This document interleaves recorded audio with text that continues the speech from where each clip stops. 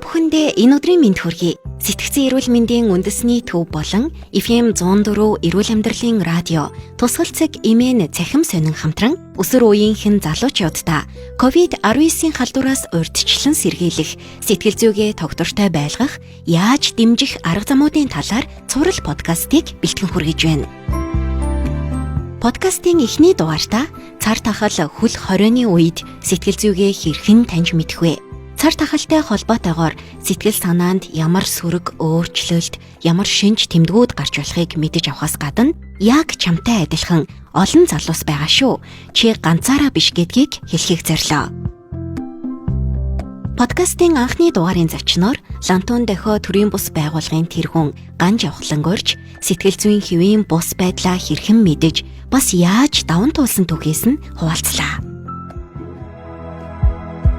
Яг ханаа төрдөг, хоолой өвддөгтэй адилхан бидний сэтгэл гэдэг эрхтээ өвддөг юм байна л да. Тэгээд сүүлийн үед бол энэ айгүй их түгээмэл болсон. Одоо жишээ нь ихтэл би сүүлд нэг яг энэ талаар хүнд байгаа хүмүүсийн ингээд групп нэгтэл тэр дараа 1000 ороод ирж байгаа байхгүй. Тэгэхээр энэ өөрөө нэг зөвхөн одоо жишээ нь ялангуяа сэтгэл готролд байгаа хүмүүс яг өөртөө л тохиолдоод байна шүү дээ. Би л юм хэцүү байгаад байна. Тэг хүмүүс намайг ойлгохгүй.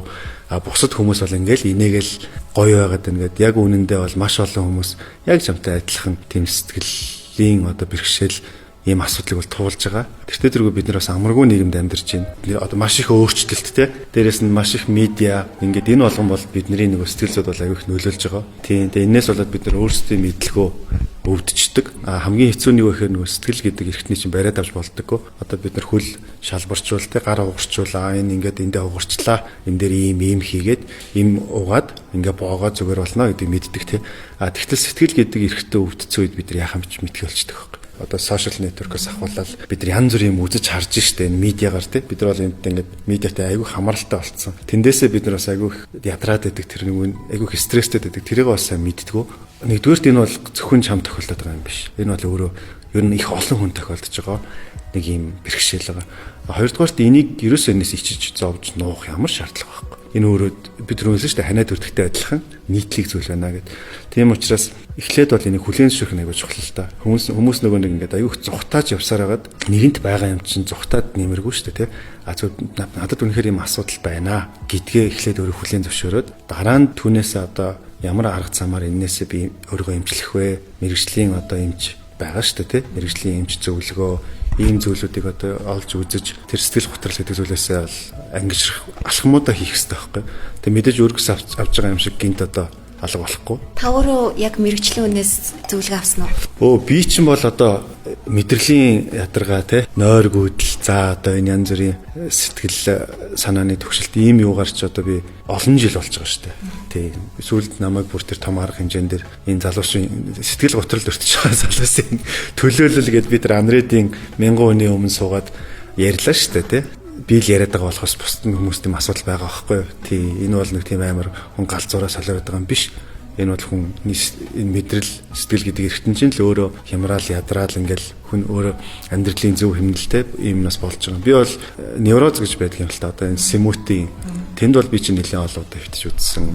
За уламжлалт ангаах ухаан одоо мамп татсан те.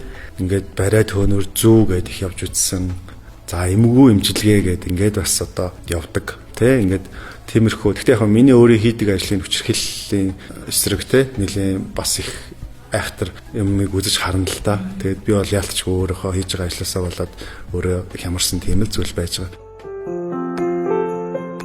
Хөл орой тогтоосонтой холбоотой хичээлдээ явах, найзуудтайгаа уулзах, дугуйлан секцэнд хамрагдах, янз бүрийн арга хэмжээнд оролцох зэрэг өдөр тутамдаа хийдэг байсан зүйлсээ хийхгүй.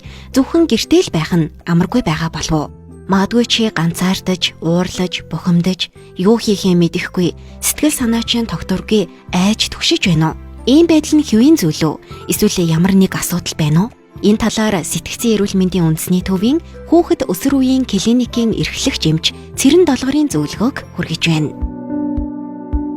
За өсвөр насныхны одоо энэ COVID-19 халдвартай холбоотойгоор гэр хориотой, хөл хориотой байгаатай холбоотойгоор өсвөр насныханд бол нэлээд бас хэцүү байгаад мэдэгдэж байгаа. За тэгэхээр ямар шинжүүд илэрдэг вэ гэдгийг ярихаас өмнө өсвөр насны хүүхдэд онцлог гэдэг юм чухал хэрэгцээний талаараас ярих хэрэгтэй болно. Өсвөр насныхан маань нийгмийн харилцаанд идэвхтэй оролцож байдаг. Найз нөхдөд харилцаа нь маш чухал, гэр бүлийн харилцааны дараа ордог, маш дээгүүрт орж идэг чухал харилцаа байгаад идэг.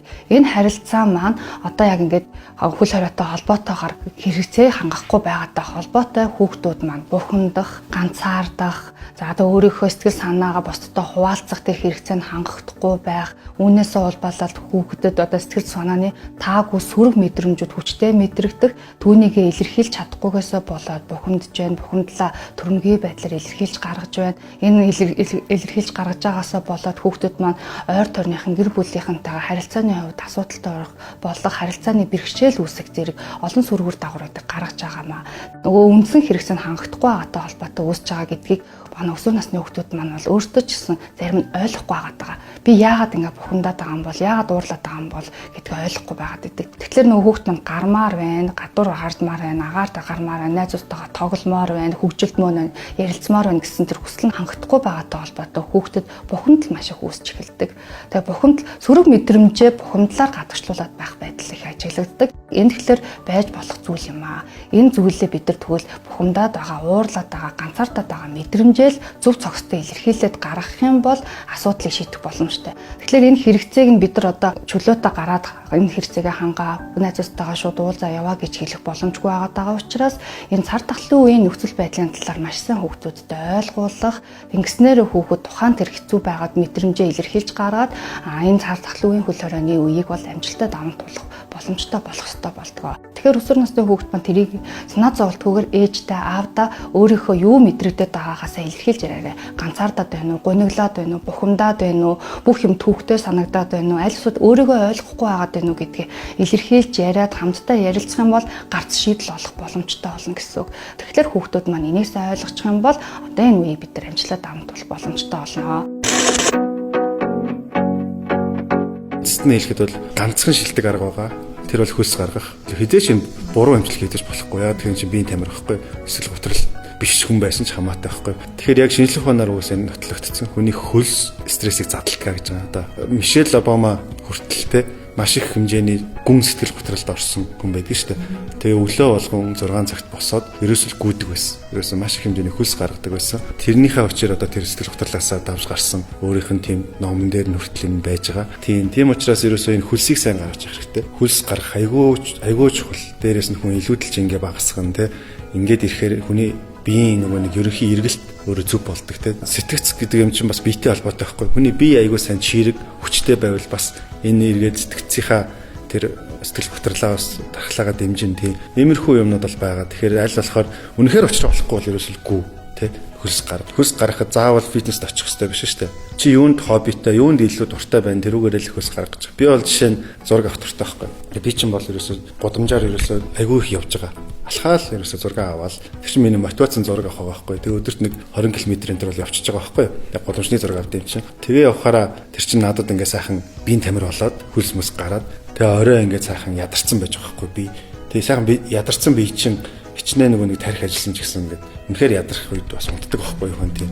Тэгээ бүтэн шөнийн нойр авсан хүн бол хамаагүй дээр штэ. Ямар ч сэтгэлийн асуудал одоо бас нэмэртэй байдаг байхгүй хүний нойроо сайн авч чадна гэдэг бол тийм. Тэгээ иймэрхүү шатаралтай юмуд байгаа. Тэгээ яг хоо ялангуяа өсвөр насны хүүхдүүд маань нөгөө нэг юуралдаа хөрхий. Бид нар нөгөө эморн гэж ярьдаг штэ тийм.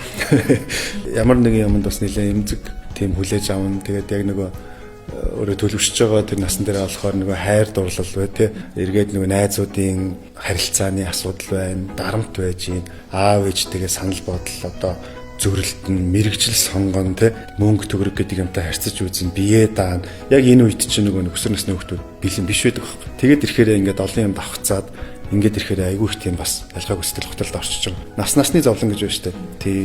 Насны зовлон гэж байна. Тэгэхээр тэр хүүхдүүдэд асуудал байж л байгаа. Тэгэхээр аль болохоор одоо нөгөө дуу шуутаа уйлж унжаа яваад байдаг хүмүүс их гайгүй шүү дээ. Тэр чи ямар нэг юм биенээсээ гаргаад байгаа байхгүй. Хөлс нулимс те одоо эн чинь хүнээс юм гараад штэ. Тэгээ логик нь бол ер нь орсон юм болон гардаг байхгүй. Тэ одоо чи заавал гаргаж явах хэрэгтэй. Одоо хүн хоол идээд гаргадаг штэ. Тэрнтэй адилхан тэр орсон юм эргээд гарах хэрэгтэй байдаг. Тэгэхээр стресс бухимдлыг дотор нь бариад төгжээд ах юм бол хамгийн муу. Тэрийг гаргаж явах хэрэгтэй. Ингээд найздаа яар, сэтгэл зүйчэд яар, үйл, хөс гарга те. Энэ бол амар нэмжтэй байхгүй. Тийм ямар нэг биес ингэж юм гарна гэдэг бол тийм. Чи бол ерөөсөө ганцаараа биш. Маш олон хүнд бас энэ асуудал тохиолдоод хүмүүс туулаад гардаг зүйл. Тийм учраас мэрэгжлийн хүмүүсээс те зөвлөгөө аав, те сайхан хүмүүстэй ярилц. Чи бол ерөөсөө ганцаараа бас биш шүү л гэж хэлмээр байна да.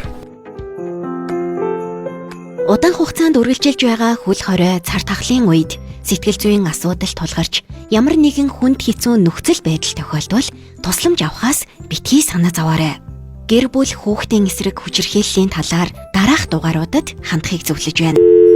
Цагдаагийн шуурхай дуудлага мэдээлэл хүлээн авах 102, хүүхдийн тусламжийн 108 утас, гэр бүлийн хүчирхийллийн дуудлага мэдээлэл хүлээн авах 107, хүчирхийллийн эсрэг үндэсний төвийн зөвлөгөө өгөх 9649 тэг5, гэмтэл согог судлалын үндэсний төвийн 7018 77 97, 7018 тэг1 36, сэтгцэн эрүүл мэндийн үндэсний төвийн сэтгэл зүйн зөвлөгөө мэдээлэл өгөх 24 цагийн 1800 2000, коронавируст халдварын талаар зөвлөгөө мэдээлэл авах 119 100 80 68 69 гэсэн утаснуудаар холбогдоорой. COVID-19-ийг сэтгэлийн дархлаагаа дэмжиж амжилттай даван туулцгаая. Өнөөдрийн подкаст энэ хүрээд өндөрлөж байна. Эцэст нь хэлэхэд чи ганцаараа биш шүү. Та бүхэн манай цуврал подкастыг FM 104 эрүүл амьдралын радио болон манай радиогийн Facebook хуудас, мөн тусгалцэг хэмээн веб сайтаас нийтлэлээр унших болон YouTube сувгаар үзэх боломжтой.